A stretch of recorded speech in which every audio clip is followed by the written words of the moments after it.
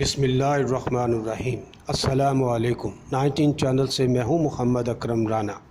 ناظرین، ہندوستان کے مایہ ناز محدث حضرت مولانا انور شاہ کشمیری کے ایک لائق شاگرد تھے مولانا علی احمد صاحب۔ مولانا علی احمد صاحب رحمہ اللہ تعالیٰ بھی حدیث پر اچھی نظر رکھتے تھے۔ آپ نہایت ہی معمولی اور کمزور جسے کے مالک تھے۔ چھوٹا سا قد، سیاہی مائل رنگت، معمولی ناک و نقشہ، کمزور و ناتواں، بظاہر ان کی شخصیت میں کوئی کشش نہ تھی۔ مولانا محمد یوسف اصلاحی رحمہ اللہ تعالیٰ اپنی تالیف شعور حیات میں لکھتے ہیں، ایک دن دوران درس بڑے تاثر کے ساتھ مزے لے کر اپنا ایک دلچسپ واقعہ سنایا۔ واقعہ اس قدر سبق آموز تھا کہ آج تک اس کا اثر دل پر باقی ہے۔ مولانا نے بیان فرمایا، میں اعظم گڑھ میں مقیم تھا۔ عصر کی نماز پابندی سے شہر کی جامع مسجد میں پڑھتا تھا۔ نماز پڑھ کر جب مسجد سے نکلتا تو مسجد کی سیڑھیوں پر ایک نوجوان کھڑا ملتا۔ میں بے اختیار چند لمحے اس کو دیکھنے کے لیے رک جاتا اور انتہائی رشک کے ساتھ اسے دیکھتا رہتا۔ نوجوان واقعی قدرت کا عجیب و غریب شاہکار تھا۔ بلند و بالا قد، متناسب اعضاء، سرخ و سفید کھلتا ہوا رنگ، دلکش ناک نقشہ، بہترین صحت۔ میں اسے دیکھتا تو اپنا وجود نہایت ہی حقیر معلوم ہونے لگتا اور احساس کمتری میں مبتلا افسردہ اور مضمحل بوجھل قدموں کے ساتھ گھر کی جانب چل دیتا۔ راستے میں عجیب باتیں سوچتا۔ مجھے ایسا لگتا کہ جیسے میرا دل حقیر اور معمولی جثے پر اللہ سے شکایت کر رہا ہو۔ میں کوشش کر کے ان خیالات کو جھٹک دیتا، مگر دوسرے روز یہ احساسات پھر کچھ اور زیادہ طاقت کے ساتھ تازہ ہو جاتے۔ یہ سلسلہ ایک عرصے تک چلتا رہا۔ میں مسجد سے باہر آتا، نوجوان کھڑا ملتا اور میں اشتیاق سے اس پر نظریں جما دیتا۔ نوجوان کی شخصیت بڑی ہی دل آویز تھی، مگر اس دوران کبھی اس نوجوان نے مجھے نظر بھر کر نہ دیکھا، نہ میری جانب متوجہ ہوا۔ ایسا معلوم ہوتا تھا کہ وہ کسی خاص فکر میں ہے۔ کبھی وہ فضا میں تاکتا رہتا جیسے کسی کو تلاش کر رہا ہو، کبھی زمین پر نظریں گاڑے کھڑا ہوتا جیسے اسے کسی گہرے غم نے گھیر رکھا ہو، کبھی کسی سمت ٹکٹکی باندھے دیکھتا رہتا۔ ایسا محسوس ہوتا کہ وہ آنے جانے والوں سے بالکل ہی بے نیاز اپنی فکر میں مگن ہے۔ کافی دنوں کے بعد ایک روز میں حسب معمول مسجد سے باہر آ رہا تھا کہ یک میری طرف لپکا۔ میں ٹھٹک کر کھڑا ہو گیا۔ میرے دل کی دھڑکن کسی قدر تیز ہو گئی اور جب وہ میرے قریب آیا تو مجھے اپنا بھدا اور کمزور وجود کچھ اور زیادہ حقیر معلوم ہونے لگا۔ نوجوان نے کسی تمہید کے بغیر بڑی عاجزی اور لجاجت سے کہا، مولانا صاحب، آپ کی بڑی مہربانی ہوگی، مجھے کوئی دعا بتا دیجئے یا کوئی تعویذ دے دیجئے، شاید اللہ کا مجھ پر کرم ہو جائے۔ میں حیرت سے اس کے یہ خلاف توقع جملے سنتا رہا اور پھر میرے دل نے نہایت چابک دستی کے ساتھ فیصلہ کیا کہ نوجوان ضرور دل کے ہاتھوں مجبور ہے۔ مجھے دلچسپی ہوئی اور میں نے اس کے حسین چہرے کی طرف سر اٹھاتے ہوئے اس سے پوچھا، بھائی آپ کس کام کے لیے دعا اور تعویذ مانگ رہے ہیں؟ نوجوان نے کہا، مولانا صاحب، میرے جسم کے ایک جوڑ میں درد ہے، نہ میں بیٹھ سکتا ہوں نہ کوئی کام کر سکتا ہوں۔ برسوں سے علاج کرا رہا ہوں، سینکڑوں ڈاکٹروں اور حکیموں کو دکھا چکا ہوں، مگر کوئی افاقہ نہیں۔ روز بروز حالت خراب ہوتی جا رہی ہے۔ گھر میں طبیعت گھبراتی ہے تو یہاں آ کر کھڑا ہو جاتا ہوں۔ مولانا صاحب، کچھ سمجھ میں نہیں آتا کہ میں کیا کروں۔ زندگی سے بیزار ہو گیا ہوں، مجھے کچھ اچھا نہیں لگتا، میری زندگی میں کوئی سکھ اور کوئی لذت نہیں ہے۔ اور نوجوان کی آنکھوں سے بے اختیار آنسو چھلک پڑے، آواز اس کی بھرا گئی اور کچھ دیر کے لیے خاموش ہو گیا۔ میں حیران و شزدر یہ سب کچھ سن رہا تھا۔ کچھ دیر تو میں بت بنا خاموش کھڑا رہا اور پھر اس کو کوئی جواب دیے بغیر اس طرح وہاں سے بھاگا جیسے میں نے کوئی بڑا جرم کیا ہو۔ میں نہایت تیز قدموں سے چل رہا تھا اور بے اختیار میری زبان پر شکر کے کلمات جاری تھے۔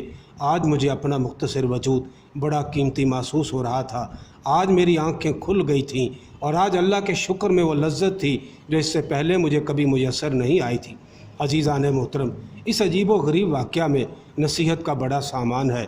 بہت سی الجھنوں اور پریشانیوں کا تسکین بخش جواب ہے۔ بے شک اللہ نے آپ کو وہ سب کچھ نہیں دے رکھا ہے، لیکن جو کچھ دیا ہے اس کی قدر پہچاننے کی کوشش کیجیے اور شکر بجا لانے کی عادت ڈالیے۔ ہو سکتا ہے کہ اپنی کسی کمزوری، نقص اور پریشانی میں آپ کے اندر بھی اللہ سے شکایت و فریاد کے جذبات ابھرتے ہوں اور دوسروں کو اپنے سے برتر دیکھ کر آپ بھی کچھ کڑن محسوس کرتے ہوں، ایسے تمام مواقع پر کبھی اندیشہ ہوتا ہے کہ آدمی صبر و شکر کا دامن چھوڑ بیٹھے اور ذہن و فکر کی کسی ایسی کجی میں مبتلا ہو جائے جو مومن کی شان کے خلاف ہے۔ دنیا میں اللہ نے اپنے وسیع تر علم اور زبردست حکمت کے تحت اپنی نعمتوں کی تقسیم کی ہے۔ کسی کو جسمانی توانائی سے نوازا مگر وہ فکر و فہم میں کمزور ہے، کسی کو مال و دولت عطا فرمایا لیکن وہ علم و دانے سے محروم ہے، کسی کو کسی جسمانی نقص میں مبتلا کیا ہے لیکن اسے اعلیٰ ذہنی و فکری صلاحیت عطا حاصل ہے، کسی کو زندگی کی ہر سہولت اور عیش و آرام کا سامان دیا ہے لیکن وہ اہل و عیال کی طرف سے دکھی ہے، کوئی انتہائی تنگ دست اور فقیر ہے لیکن اسے ذہنی سکون اور قلبی اطمینان حاصل ہے جو بڑے بڑے دولت مندوں کو نصیب نہیں ہوتا، کوئی علم و دانش اور فہم و بصیرت کے نہایت اعلیٰ مرتبے پر فائز ہے لیکن وہ نان شبینہ کا محتاج ہے، کسی کو بات کرنے کا سلیقہ نہیں ہے لیکن اس پر مال و دولت کی بارش ہو رہی ہے۔ اس میں کوئی شک نہیں کہ اس میں بڑی حکمتیں ہیں اور خدا ہی کو ان حکمتوں کا صحیح علم ہے۔ اللہ نہ کرے آپ آنکھوں سے محروم ہیں، بے شک آپ بہت بڑی نعمت سے محروم ہیں، مگر یہ خدا کی آپ پر خصوصی مہربانی بھی تو ہے کہ اس نے بطور خود ان بہت سے گناہوں سے آپ کو محفوظ کر دیا ہے جن کا ارتکاب صرف آنکھوں والے کر پاتے ہیں، پھر آنکھیں نہ ہونے کے باوجود آپ کو وہ عزت و احترام حاصل ہے جو بہت سے آنکھوں والوں کو حاصل نہیں ہے، اور اگر اللہ نے اپنی توفیق سے آپ کے سینے میں اپنی کتاب بھی محفوظ کر دی ہے اور آپ کو اللہ نے قرآن کا حافظ بنا دیا ہے اور فہم و بصیرت سے بھی نوازا ہے تو سوچئے کتنی بڑی دولت آپ کو حاصل ہے۔ آپ کو بینائی حاصل نہیں لیکن بہت سی ایسی نعمتیں حاصل ہیں جن سے بہت سے بینا لوگ محروم ہیں۔ ناظرین، ہو سکتا ہے کہ آپ میں سے کوئی پیروں سے معذور ہیں، پیدائشی مفلوج ہیں یا کسی حادثے کا شکار ہو گئے ہیں تو واقعی یہ دکھ کی بات ہے۔ لوگوں کو آزادی سے چلتے پھرتے اور دوڑ بھاگ کرتے دیکھ کر آپ بڑی کڑن محسوس کرتے ہوں گے، لیکن کیا یہ حقیقت نہیں ہے کہ اللہ نے آپ کو بڑی فراوانی کے ساتھ مال و دولت سے نوازا ہے اور نہ جانے کتنے تندرست و توانا آپ کے دستے نگر ہیں، کتنے ہیں جن کی روزی کا ذریعہ اللہ نے آپ کو بنا دیا ہے اور کتنے ہیں جو اپنی گزر بسر کے لیے آپ کی مدد کے محتاج ہیں۔ بے شک آپ مفلوج ہیں لیکن آپ کو اللہ نے علم و فہم کی اعلیٰ صلاحیتوں سے نوازا ہے، اور نہ صرف یہ کہ آپ اپنی روزی خود کماتے ہیں بلکہ بہت سے تندرست و توانا لوگوں کی آپ کفالت کر رہے ہیں، اور بہت سے قوی ہیکل آپ کے سامنے اس طرح عاجزی اور عقیدت سے بیٹھے ہوتے ہیں کہ آپ کے کمزور جسے میں انہیں کسی غیر معمولی قوت کا احساس ہوتا ہے۔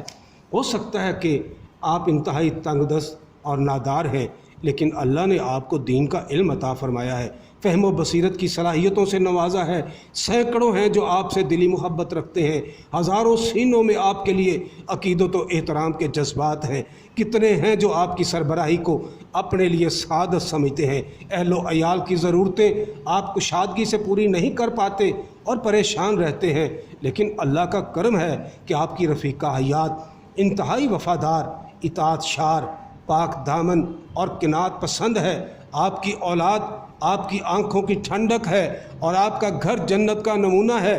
ایسے افلاس پر ہزاروں خوشحالیاں قربان کی جا سکتی ہیں اور آپ کی خوش نصیبی پر رشک کرنا بھی سعادت ہے۔ ناظرین، آپ اعلیٰ تعلیم سے محروم ہیں، اونچے عہدے سے محروم ہیں، سماج میں آپ کو کوئی امتیازی مقام بھی حاصل نہیں ہے، نہ آپ کے پیغام کی کوئی قیمت ہے، نہ آپ کی سفارش کی کوئی حیثیت، لیکن اللہ نے آپ کو اپنی عبادت اور بندگی کی توفیق دی ہے، لوگوں کے حقوق ادا کرنے کا احساس دیا ہے، حرام سے بچنے کا جذبہ بخشا ہے، خدا کی نافرمانی کے تصور سے آپ لرز اٹھتے ہیں تو یقین مانیے اللہ کی نظر میں آپ ان کروڑوں انسانوں سے بہتر ہیں جن کی سفارش کی زبردست اہمیت ہے، جن کا پیغام لوگ دل و جان سے قبول کرتے ہیں اور جن کو سماج میں اونچا مقام حاصل ہے، مگر نہ وہ اللہ کا حق ادا کرتے ہیں نہ بندوں کا۔ آپ ہرگز یہ نہ سوچیں کہ آپ معاشرے کے گرے پڑے انسان ہیں، اللہ کا آپ پر بڑا کرم ہے اور آپ کو دونوں جہان کی دولت حاصل ہے۔ یہ دنیا عبرت اور آزمائش کی جگہ ہے، یہاں اللہ نے ایک کو ایک پر فضیلت دی ہے، یہاں ایک کو ایک کا محتاج بنایا ہے۔ بے شک آپ بہت سی نعمتوں سے محروم ہیں، بہت سی چیزوں میں آپ دوسروں سے کم تر ہیں، لیکن بہت سے ایسے بھی ہیں جن کو وہ کچھ بھی حاصل نہیں ہے جو آپ کو حاصل ہے۔ بہت سے ایسے بندے بھی ہیں جو بہت سے پہلوؤں سے آپ کے مقابلے میں کہیں زیادہ فروت تر ہیں۔ آپ کے لیے سوچنے کا صحیح انداز وہی ہے جو آپ کے رسول صلی اللہ علیہ وآلہ وسلم نے آپ کو بتایا ہے۔ آپ کا ارشاد گرامی ہے، تم میں سے جو لوگ دنیوی اعتبار سے کچھ چیزوں میں بالا تر ہیں انہیں نہ دیکھو، ان کو دیکھو جو بہت سے پہلوؤں سے تم سے ادنا اور کم تر ہیں۔ اسی طرح تم میں یہ صلاحیت پیدا ہوگی کہ اللہ نے تمہیں جو نعمتیں دے رکھی ہیں تم انہیں حقیر نہ سمجھو گے بلکہ شکر گزار بنو گے۔ اور صحیح مسلم کی روایت ہے، جب تم میں سے کسی کی نظر کسی ایسے آدمی کی طرف اٹھے جو مال و دولت اور جسمانی قوت سے اس سے بڑا ہوا ہے تو وہ اس شخص کو دیکھے جو جسمانی قوت و وجاہت اور مال و دولت میں اس سے ادنا اور کم تر ہے۔ عزیزان محترم، شکر کے جذبات پروان چڑھانے اور تسلیم و رضا کی عادت ڈالنے کے لیے نبی صلی اللہ علیہ وآلہ وسلم کی بتائی ہوئی یہ تدبیر انتہائی مؤثر اور بے خطا ہے۔ مصائب اور محرومیوں پر صبر اور نعمتوں پر شکر مومن کے دو ایسے امتیازی اوصاف ہیں جن کی بدولت مومن کا ہر معاملہ اس کے لیے خیر ہی خیر ہے اور برکت ہی برکت ہے۔ اور یہ سعادت صرف مومن ہی کو حاصل ہوتی ہے جو اللہ کی صفات پر پختہ یقین رکھتا ہے، جس کا ایمان ہے کہ کوئی چیز اللہ کے علم سے باہر نہیں ہے اور اللہ کا کوئی عمل حکمت سے خالی نہیں ہے۔ یہ یقین و ایمان ہی مومن کا سب سے بڑا سرمایہ ہے۔ ایمان ہی سے صبر و شکر کی صفات پیدا ہوتی ہیں اور صبر و شکر ہی کے ذریعہ مومن بلند سے بلند تر درجات پاتا ہے۔ عزیزان محترم، اللہ تعالیٰ نے قرآن پاک میں فرمایا ہے، لَإِن شَكَرْتُمْ لَأَزِيدَنَّكُمْ، اگر تم شکر گزار بنو گے تو ہم تمہارے درجات کو اور زیادہ بلند کریں گے، ہم تمہیں اور زیادہ عطا کریں گے۔ وَلَئِن كَفَرْتُمْ إِنَّ عَذَابِي لَشَدِيدٌ، تو یاد رکھو کہ جو لوگ کفران نعمت کریں گے ان کے لیے عظیم تر عذاب ہے۔ وَمَا عَلَيْنَا إِلَّا الْبَلَاغُ الْمُبِينُ۔